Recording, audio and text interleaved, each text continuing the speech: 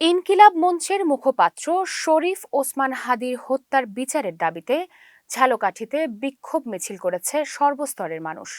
আজ ২৮ ডিসেম্বর দুপুর ১টার দিকে শহরের ফায়ার সার্ভিস মোড়ে এ কর্মসূচি পালন করা হয়।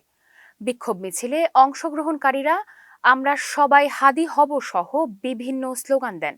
সমাবেশে বৈষম্য বিরোধী ছাত্র আন্দোলন ঝালকাঠি জেলার মুখপাত্র সাকিবুল ইসলাম রায়হান বলেন, ভারতীয় আধিপত্যবাদ বিরোধী আন্দোলনের অগ্রসেনানে শহীদ ওসমান হাদির খুনিদের এখনো আইনের আওতায় আনা হয়নি। দ্রুত বিচার না হলে আন্দোলন আরও জোরদার হবে বলে হুঁশিয়ারি দেন তিনি। সংগঠনের যুগ্ম আহ্বায়ক ইয়াসিন ফেরদৌস ইফতি বলেন, ঘটনার দীর্ঘ সময় পার হলেও হত্যাকারীদের গ্রেপ্তার না হওয়া প্রশাসনিক ব্যর্থতার প্রমাণ। গত ১২ ডিসেম্বর গুলিবিদ্ধ হওয়ার পর চিকিৎসাধীন অবস্থায় ১৮ ডিসেম্বর সিঙ্গাপুরে মারা যান ওসমান হাদি। পরে তাকে ঢাকায় দাফন করা হয়।